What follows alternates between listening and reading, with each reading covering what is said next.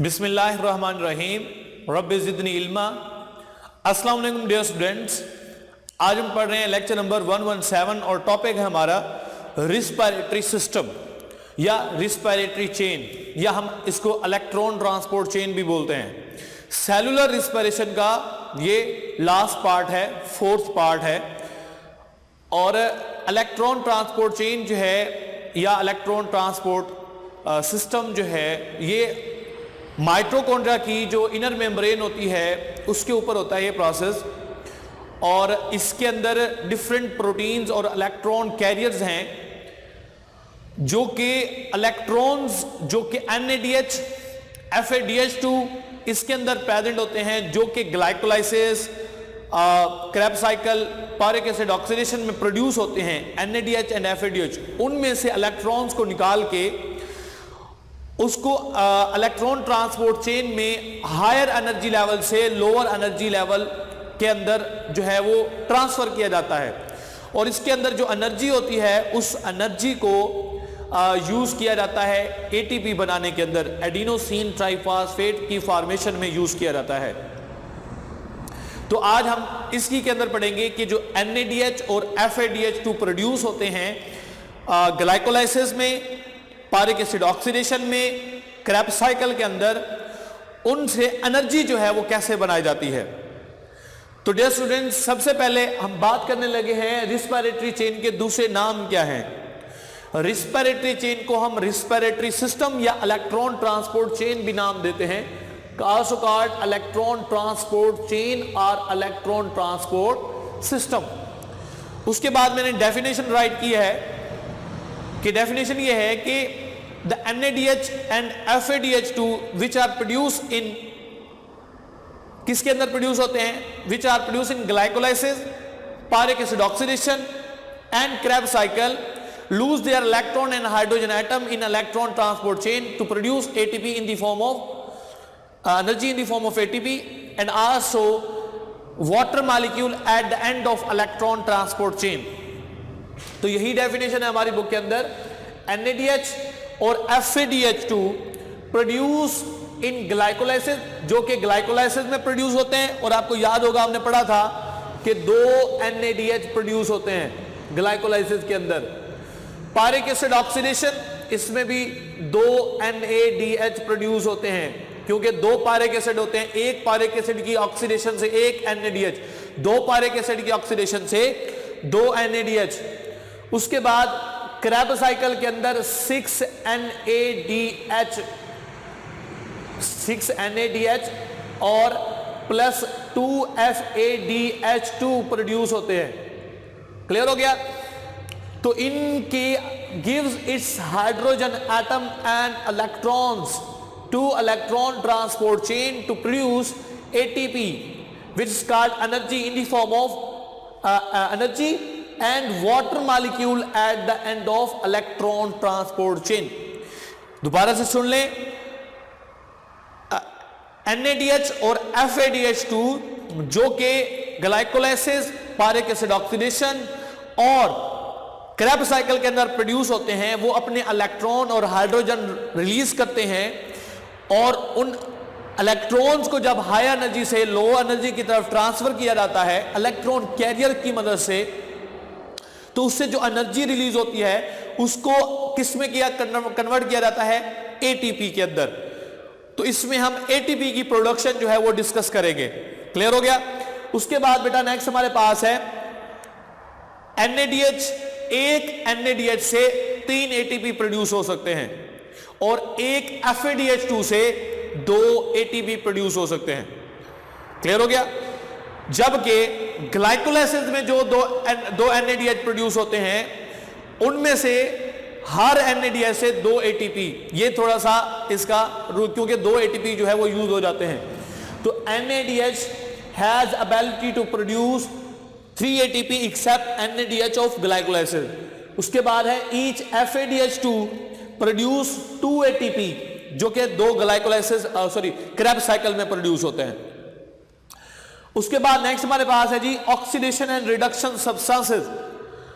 Electron transport chain के अंदर different electron carriers हैं, या हम इलेक्ट्रॉन ट्रांसपोर्ट कह सकते हैं जो चेन के कंपोनेंट हैं। तो डियर स्टूडेंट, सबसे मेजर जो है वो है कोएंजाइम क्यू। ये सबसे पहला इलेक्ट्रॉन ट्रांसपोर्ट चेन का कंपोनेंट है।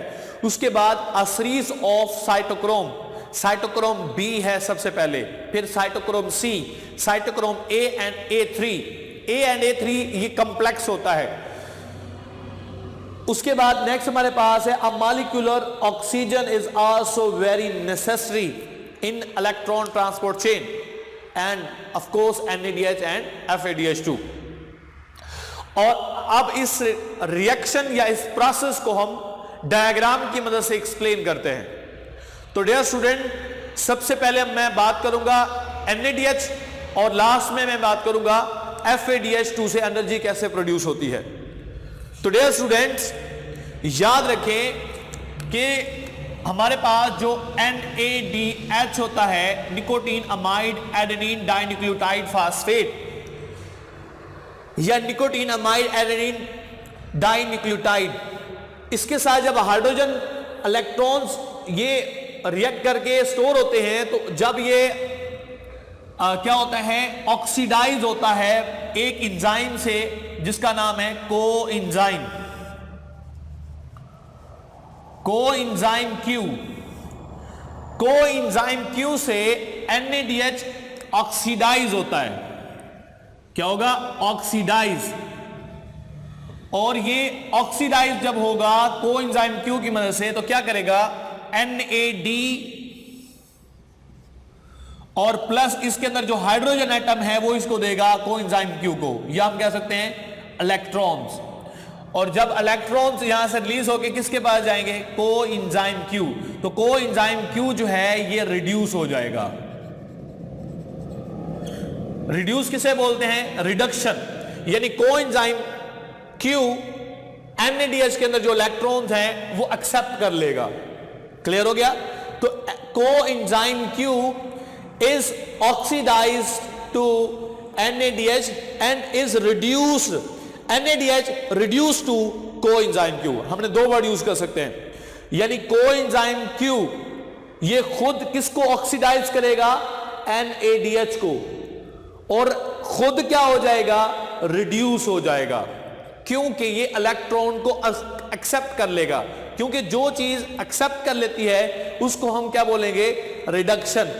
और जो लूज करेगा उसकी क्या होगी? ऑक्सीडेशन। तो NADH की ऑक्सीडेशन होगी और कोएंजाइम Q की रिडक्शन होगी। अब इससे जब ये रिलीज हो रहा होगा, यहां पर एनर्जी जो है वो रिलीज होती है, और जहां पर जो एनर्जी रिलीज होती है उसको यूज किया जाता है, ADP उसको यूज करता है और एक इनऑर्गेनिक फास्फेट को अटैच करवा के क्या प्रोड्यूस करता है? ATP। It is the first molecule of ATP which is produced by NADH in electron transport chain। उसके बाद बेटा नेक्स्ट है, अब कोएंजाइम Q जो है ये खुद ऑक्सीडाइज होगा एक और कह सकते हैं इलेक्ट्रॉन कैरियर से, जिसको बोलते हैं साइटोक्रोम। और उस साइटोक्रोम का नाम क्या है? Cytochrome B। Cytochrome B. Cytochrome B जो है वो कोएंजाइम क्यू को ऑक्सीडाइज करेगी, यानी इससे इलेक्ट्रॉन को रिलीज करवा रही है, और इससे जो इलेक्ट्रॉन रिलीज होंगे वो साइटोक्रोम बी के पास जाएंगे, तो ये क्या हो जाएगी? खुद क्या हो जाएगी? Reduce. We can say that cytochrome B oxidize the, किसको ऑक्सीडाइज कर जाएगा? Oxidize the coenzyme Q. Coenzyme Q को ऑक्सीडाइज कर देगा साइटोक्रोम बी। अब ये साइटोक्रोम क्या चीज है?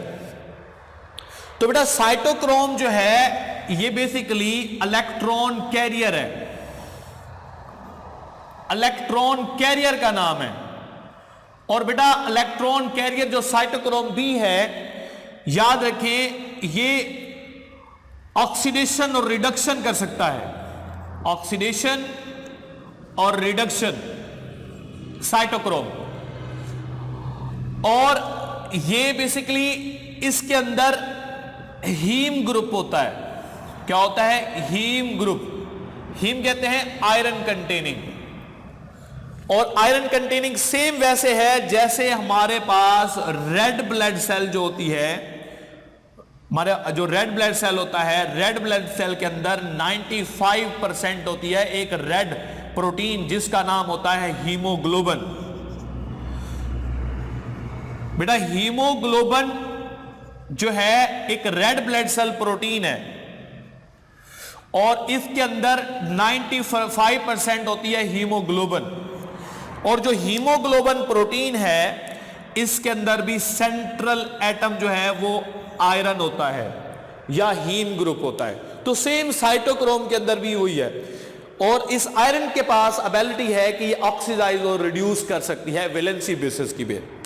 तो इस वजह से साइटोक्रोम भी जो है ये ऑक्सीडाइज करेगा कोएंजाइम क्यू को, और खुद क्या हो जाएगा? रिड्यूस हो जाएगा by receiving 2 electron from coenzyme Q.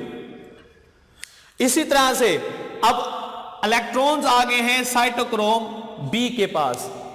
Cytochrome B जो है ये इलेक्ट्रॉन ट्रांसफर करेगा एक और साइटोक्रोम को जिसका नाम है साइटोक्रोम सी। क्या नाम है जी? Cytochrome C. Cytochrome C. Cytochrome C जो है ये इससे इलेक्ट्रॉन किसके पास चले गए हैं? साइटोक्रोम सी के पास।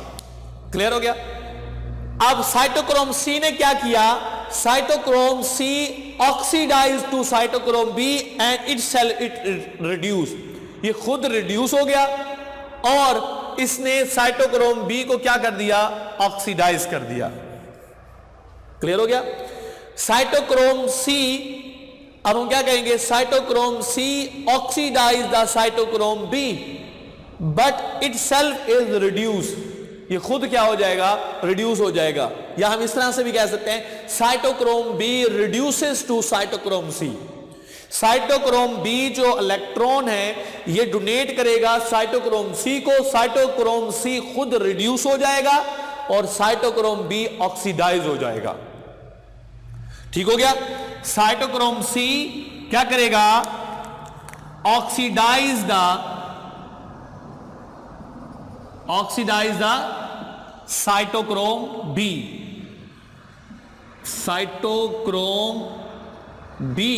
साइटोक्रोम बी को ऑक्सीडाइज कर देगा और ये खुद क्या हो जाएगा? इलेक्ट्रॉन को अटेन करने के बाद it will be reduce and reduce by cytochrome B. Cytochrome B से ये क्या हो जाएगा? साइटोक्रोम बी से ये रिड्यूस हो जाएगा और साइटोक्रोम सी साइटोक्रोम बी को ऑक्सीडाइज कर देगा। इसके बाद नेक्स्ट है बेटा हमारे पास जो साइटोक्रोम सी है। साइटोक्रोम सी ये आगे खुद ऑक्सीडाइज होगा साइटोक्रोम ए के साथ, साइटोक्रोम ए, और दूसरा होता है साइटोक्रोम A3। ठीक है?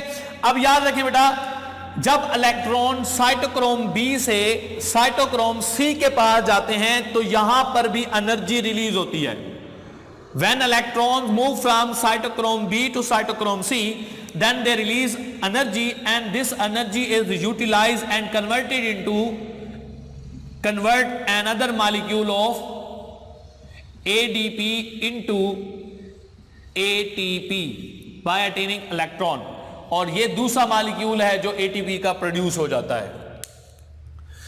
इसके बाद बेटा नेक्स्ट हमारे पास है cytochrome C is oxidize by cytochrome A. Cytochrome C जो है, अब साइटोक्रोम ए क्या करेगा? Oxidize to cytochrome C. Cytochrome A oxidize करेगा साइटोक्रोम सी को और खुद क्या हो जाएगा? रिड्यूस, क्योंकि ये दो इलेक्ट्रॉन जब इसके पास आ जाएंगे तो ये खुद क्या हो जाएगा? रिड्यूस हो जाएगा। और रिड्यूस बाय क्या लिख सकते हैं? Reduce by cytochrome C.